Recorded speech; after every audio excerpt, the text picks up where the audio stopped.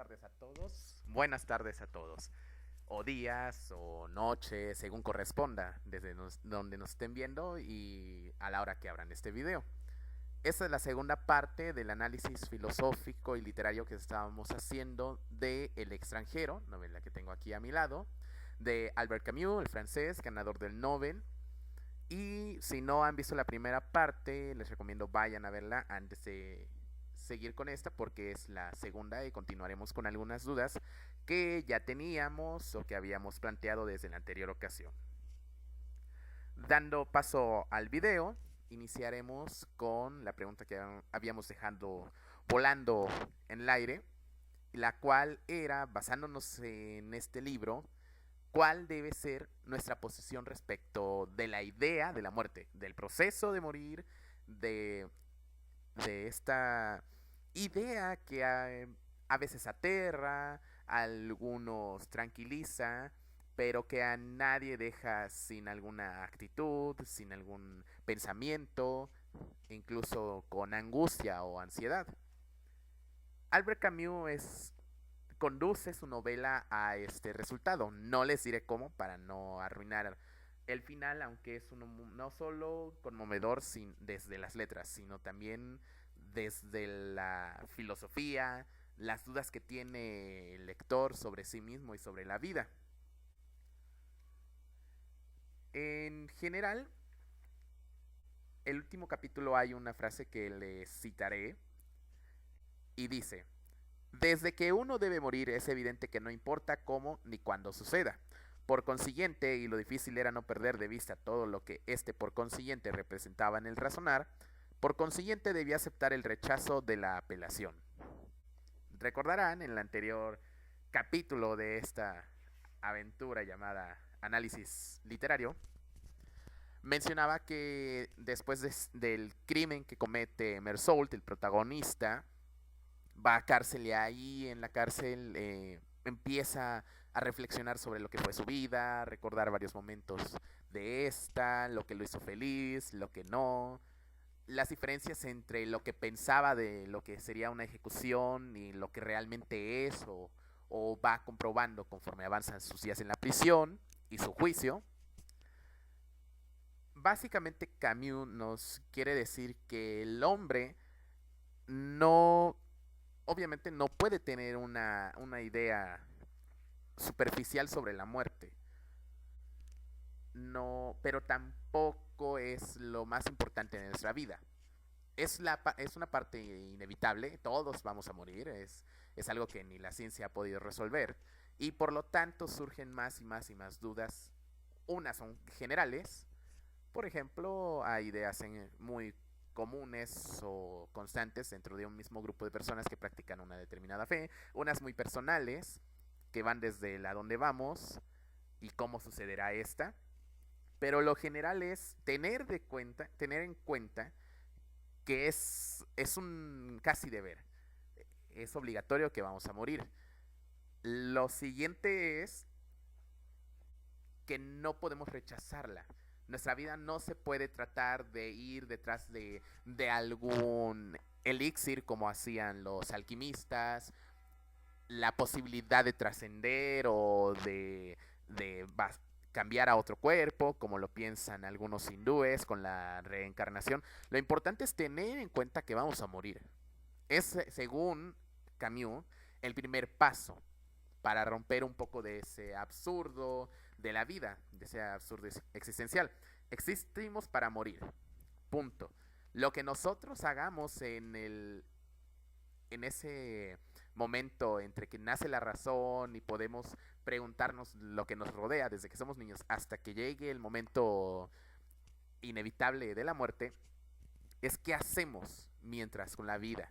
Mantenemos nuestra conciencia, en qué nos fijamos, a qué le daremos importancia, a qué se la restaremos. Lo importante es más lo que pasa en medio a concentrarse como tal en lo que pueda venir después de la muerte. Para Camus no hay una otra vida. Recordemos que es un existencialista francés ateo. Para él no hay un más allá. Para él no existe ni siquiera la posibilidad de un más allá.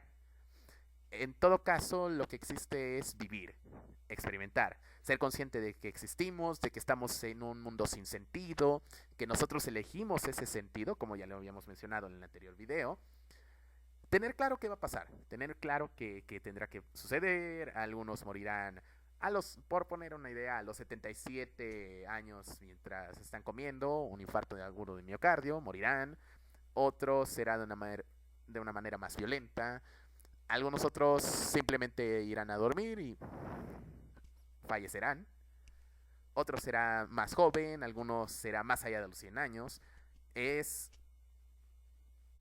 un camino que a todos une. La diferencia es qué hacemos en medio. La conclusión es, nuestra posición es, al menos desde el existencialismo y del absurdismo, según Camus, moriremos. Pero no es lo más importante a considerar. Solo tenerlo ahí presente. Nada más. ¿Qué es lo que hace finalmente Meursault? Está de acuerdo en que morirá a un futuro, que hay una posible condena, se desarrolla el juicio, ustedes verán qué pasa después. Y de hecho es curioso porque ese iba a ser, sobre el tema de la muerte, iba a terminar siendo el título, sobre él iba a caer. El título original de la novela iba a ser La muerte feliz. Uno de los títulos que pensaba terminó siendo El extranjero, como la conocemos a nivel mundial. Pero la idea final era todo lo que ya repetí. Lo imposible lo ineludible de la muerte, el reflexionar sobre ella sin obsesiones, sin intentar librarse, porque finalmente sucederá. A todo esto, en todo caso, la pregunta siguiente sería si vale la pena esforzarse por algo si al final moriremos. Es curioso que haga esta pregunta. Muchos van a decir, obviamente, si acabas de decir que lo importante es concentrarse en la vida, en nuestra vida personal, en lo que hacemos, en vivir a plenitud, en ser conscientes de lo que nos rodea, de ese absurdo y de despertar a que existe, a que se nos han impuesto un conjunto de valores, obviamente valdría la pena, ¿no? Contestando a la anterior pregunta. Sí, la situación es que durante los tiempos que empezaban a formularse estas ideas, que Sartre estaba desarrollando textos como La náusea, o que Camus había lanzado El extranjero, y para colmo antes de la Segunda Guerra Mundial, eran muy recriminados por este punto. Para ellos, incluso lo menciona Sartre en su ensayo El existencialismo es un humanismo, y esto que voy a contestar resuelve por qué se llama así dicho ensayo y dicha ponencia, fue una ponencia originalmente, es que grupos muy contrarios como católicos franceses y comunistas franceses, socialistas franceses, les acusaban a estos nuevos autores, a estos filósofos de nueva corriente, ser muy pesimistas y, según ellos, según estos grupos, que curioso, se odiaban entre sí en ese momento, pero terminarían llegando a un acuerdo en que el existencialismo, según ellos, era peligroso y algo muy negativo, era lo que acusaban, que el existencialismo era pesimista y hacía que el hombre rechazara todo, es decir, que no se quisiera esforzar por ideas políticas, filosóficas.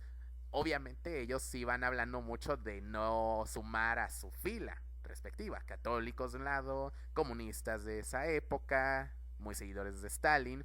La idea no es esta en sí, aunque en un primer momento y sobre todo confiándonos de algunos prejuicios sea, bueno, pues si vamos a morir no importa nada. No.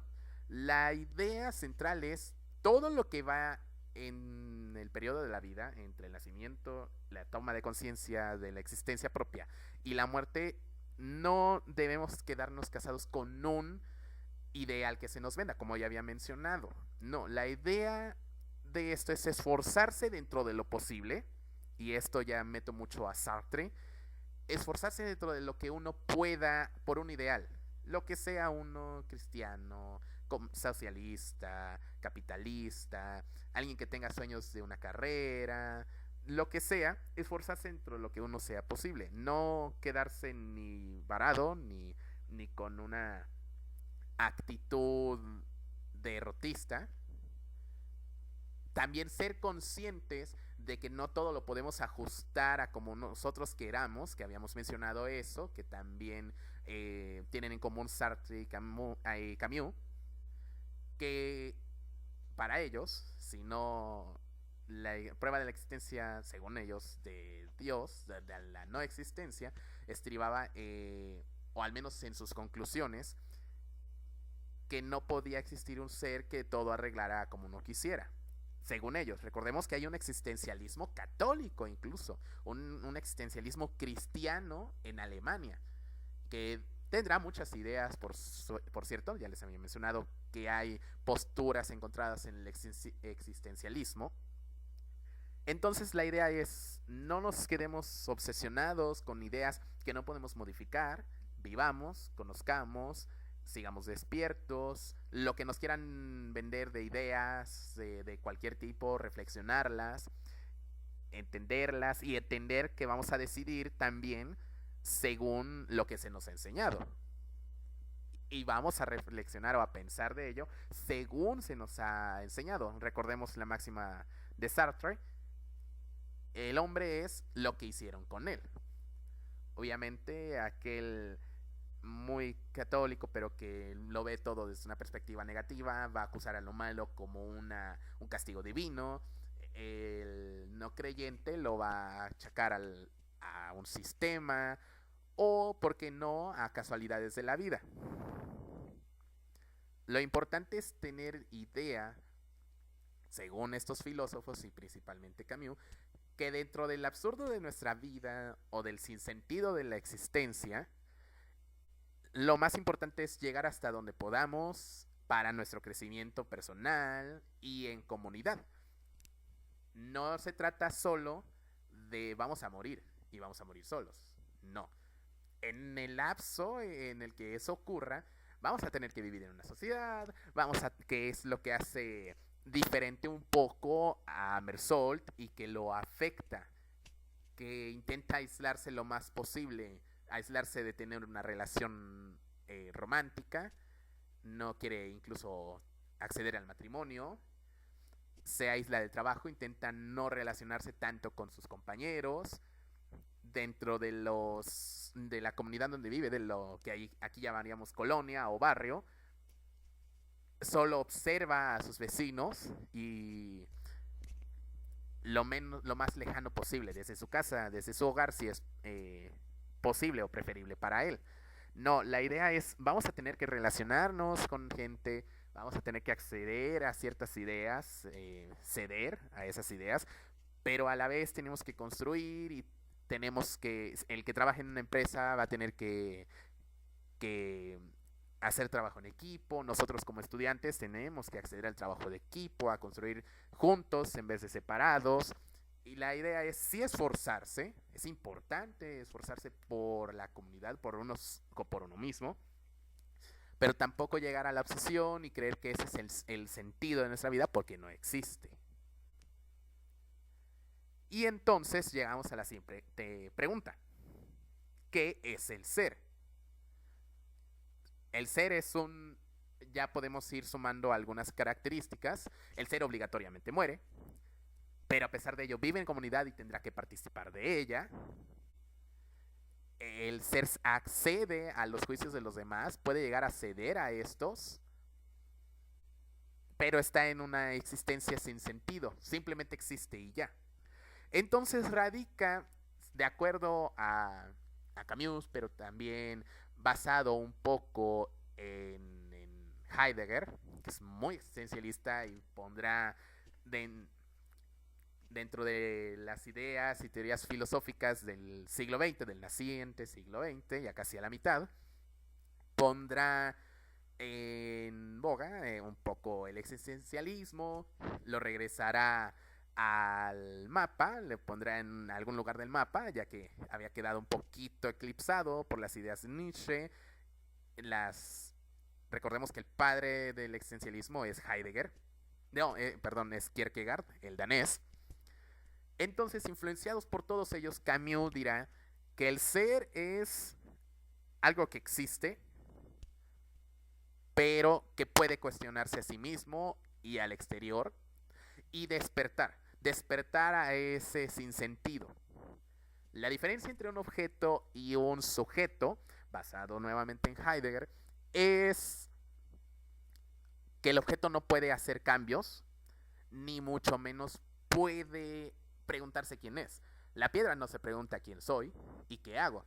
Lo mismo no puede hacerse un madero, no lo puede hacer la tierra. En contraparte, el ser puede preguntarse esto y puede modificar todos los elementos que mencioné. La piedra la puede tallar para alguna obra de arte. La madera, una tabla, un árbol lo puede convertir en un mueble que tenga una utilidad y él define qué es esa utilidad. Recordemos, nada más nosotros podemos tener mesas de noche, comedores, mesas en la playa, para cualquier cosa, en fin. Entonces, el ser es aquel objeto que, a diferencia de otros, se puede preguntar sobre su propia existencia y por lo tanto es el que define cuál es el valor de esa existencia y el valor propio. Es un poco complejo y sobre todo es muy disruptor en su momento. ¿Por qué? Porque todavía teníamos resquicios de las ideas de Descartes, de Hegel, de Kant, que el sujeto es aquel ser que sí se puede preguntar quién es, pero precisamente nace o empieza a existir, empieza a existir cuando razona, no antes. Es el yo el que define al ser y este es el que va a empezar a cuestionar. Para Camus no. Para Camus existimos como tal y ya después forma nuestro ser o accedemos a un yo, ya que podemos reconocernos a nosotros, obviamente frente a un espejo, frente a los demás. Reconocemos que existimos. Podemos pensar en ello y empezar a cuestionar ¿para qué? ¿Por qué? ¿De dónde vengo? ¿A dónde voy? ¿Qué quiero hacer? Pero antes de que nada hay un sujeto, no hay una cosa, un objeto, no un yo. El yo se forma después. Y sus características son precisamente estas: el que pueda cuestionarse, que pueda despertar al absurdo de la vida, que intente modificar las situaciones, que acceda a entender, que entienda definitivamente que la muerte es su final, que volverá a ser la nada, volverá al a ser un cuerpo sin poder cuestionarse, sin no poder hacer nada de sí mismo, porque la vida lo abandona. Y por lo mismo puede ser alguien rebelde y alguien pasional. Como ya dijimos, rebelión por la cuestión del cuestionamiento de su absurdo ante un mundo o una realidad que puede avanzar perfectamente sin él. Y pasión ante la intención del ser de persistir despierto a esa realidad, a no intentar absorberse dentro de ese engranaje. Esas son las principales características de Camus, al menos lo que podemos deducir principalmente del extranjero, de su novela. Lo desarrollará mucho mejor, por ejemplo, acá atrás tengo al mito de Sísifo, donde en ese ensayo magistral, que casi le ayuda a conseguir el Nobel, definirá esas situaciones específicas: rebeldía, pasión, existencia sin sentido, el absurdo de la vida, lo inútil, en apariencia, de intentar darse un sentido, o mejor dicho, de acceder a un sentido que alguien más lo da, cuando uno mismo es el que define. Yo estoy aquí porque voy a hacer esto. Yo estoy aquí, por ejemplo, en mi caso personal, porque voy a ser médico. Y ese es principalmente en la vida. Yo siento que es mi sentido de la vida, ser médico. Como otros podrán decir, mi sentido de la vida es pertenecer a tal religión, e incluso volverme monja, por poner un ejemplo. como para otros mi sentido de la vida es acceder al budismo, hacerme monje en el Tíbet, etcétera, etcétera, sentidos de la vida, sentidos políticos, mi, un, una idea un poco más aterradora y muy de su momento, un cierto cabo austriaco que se siente señalado por la providencia a que él tiene que salvar a Alemania y Austria, ya sabrán quién. Entonces, un poco loco, sí, un poco excéntrico, obviamente, pero cada quien se da su sentido. No es esa idea de que una providencia señala quién va a hacer algo, como lo hacían los reyes de la antigüedad. Yo estoy en el trono porque un dios me señaló. Un poco el mito del rey Arturo de en la providencia me señaló porque yo pude sacar la espada de una piedra, señalado o entregado por una dama del lago. Eso es con lo que rompe, con lo que totalmente hay una ruptura de parte del existencialismo francés ateo con la religión. No hay nadie que te señale, tú mismo te señalas qué vas a hacer. Entonces, por lo mismo, debemos que para Camus no existe Dios, no solo porque no hay algo que exista previo a nosotros con conciencia de sí mismo, no solo porque no hay algo que pueda modificar lo que nos rodea para acomodarlo a nuestro gusto, como por desgracia es la mentalidad mexicana, hablando un poco, aprovechando un poco el tema del extranjero hacia lo mexicano, la idea mexicana muy extendida de que algo se soluciona mágicamente. Y por eso tenemos tantos haciendo mandas, yendo a iglesias a solicitar favores en vez de trabajar por sí mismos, o miles de personas queriendo que un candidato específico, un diputado, un presidente, un alcalde, les ayude a ellos sin ellos ayudarse a sí mismos, o sin ellos querer trabajar y exigir a esta autoridad política. No existe eso, no hay nada que pueda modificar nuestra vida, que es el problema de la educación mexicana. Seguimos creyendo que todo va a cambiar mágicamente por pedirlo nada más. Es la diferencia con el existencialismo. Nada va a cambiar porque lo pidamos, nada va a cambiar porque lo exijamos. Y tenemos que hacernos a la idea de ello. Tenemos que trabajar para nosotros mismos, trabajar dentro de esas posibilidades, un poco de Heidegger, dentro de esas posibilidades que existan para poder cambiar, para poder mejorar. Obviamente, dentro de estos dos autores que venían también de ciertas facciones socialistas, pero rompen definitivamente con ellas después. Para ellos, incluso movimientos sociales pueden ser bienvenidos para cambiar, siempre y cuando se acepte que algunas otras cosas son imposibles de modificar, ya sean desde cosas muy por encima del ser humano, como la climatología o el terreno, hasta cosas más mundanas, como un hombre enfrentándose solo a toda la estructura del sistema. Y finalmente, para concluir esto,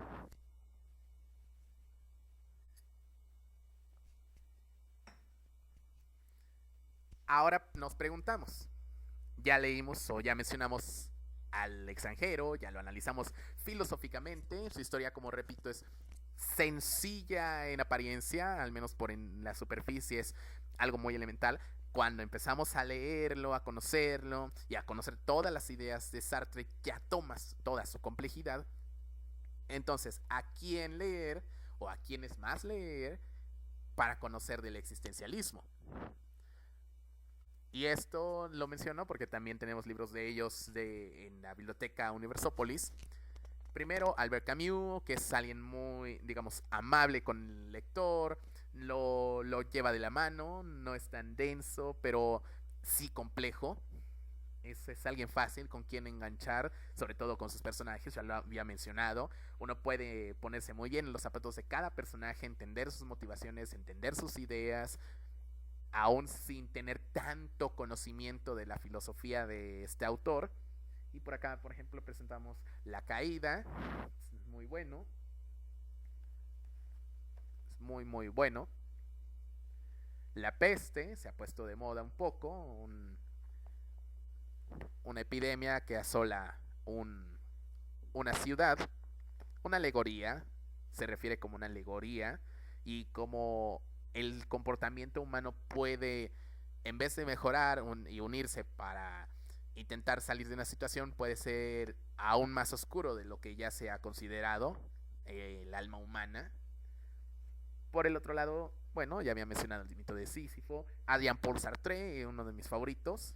No en algunos aspectos religiosos, he de mencionar.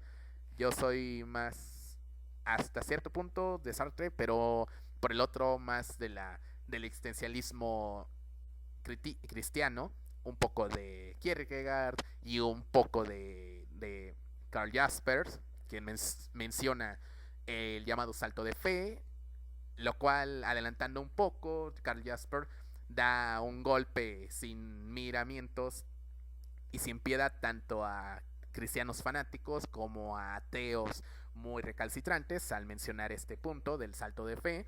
Posteriormente hablaremos de ello y qué significa. Y también conózcanlo a Jaspers, conozcan a Sartre.